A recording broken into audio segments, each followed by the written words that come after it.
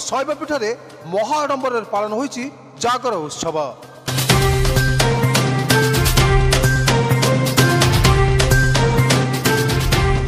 महाशिवरात्रि अर्थ शिवंकर राति। भगवान शिव प्रति भक्ति और श्रद्धा प्रकट करने एक विशेष मुहूर्त बोली विश्वास करा जाए। पौराणिक कथा अनुसार फाल्गुन मास कृष्ण पक्ष चतुर्थी तिथि में भगवान शिव और देवी पार्वती विवाह होता। तेणु महाशिवरात्रि दिन भगवान शिव और देवी पार्वती विवाह उपलक्षे महाशिवरात्रि उत्सव पालन करा जाए। एही दिन लक्ष लक्ष भक्त माने उजागर रही पूजा अर्चना करथांती एवं महाशिवरात्रि रे जागर जाली भगवान शिव को प्रसन्न कले भक्तर समस्त मनस्कामना पूर्ण होता है बोली कहा जाए। मो ना श्री संग्राम केशरी पई घर जोड़ाबर। आज ये महाशिवरात्रि प्रभुंकर लीला आज आमको भारी खुशी आनी देइछि। ये लोक समागम देखी आज समस्ते विभोर हो पड़ते प्रभुंकर ये जो लीला यह एक अपूर्व लीला। ये अनुष्ठान बहुत दिन धरी 1986 मसीह आज पर्यटन चालू रही एवं धीरे धीरे लोक संख्या एत प्रबल मात्रा बढ़ी चली बढ़िले भी सब जिन सुरुखुरे संपादन हो पारुछि। यह हूँ से प्रभुंकर लीला।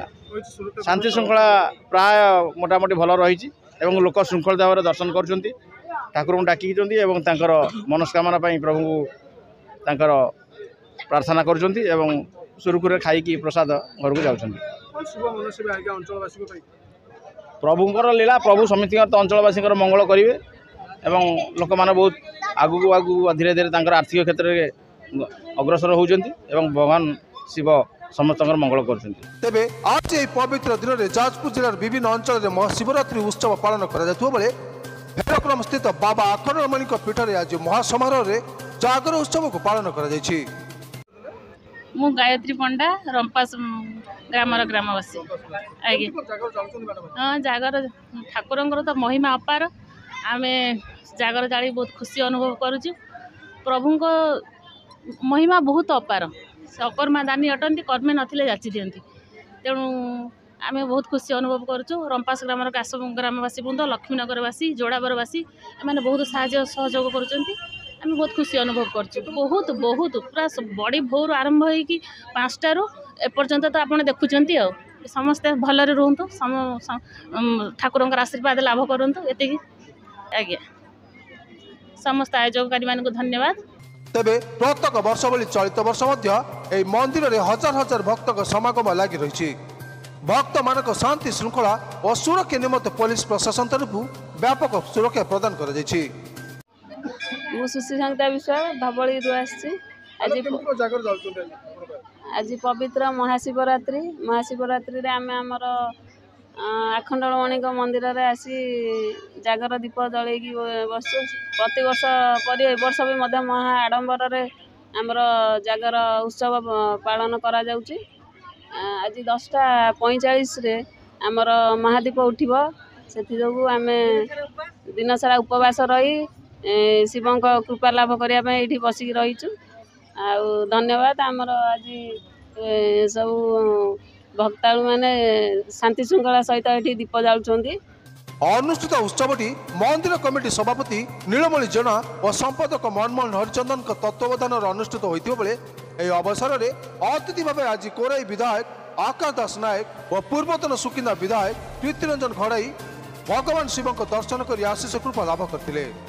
गोविंद चंद्र जेना जोड़ाबर ये बहुत पुरातन अनुष्ठान 1986 मसीह आरंभ है। आमर सातगाणिया रंपास जोड़ाबर धवलगिरी ये आदिवासी मानू नहीं अनुष्ठान चलती बहुत शांति श्रृंखला चलती।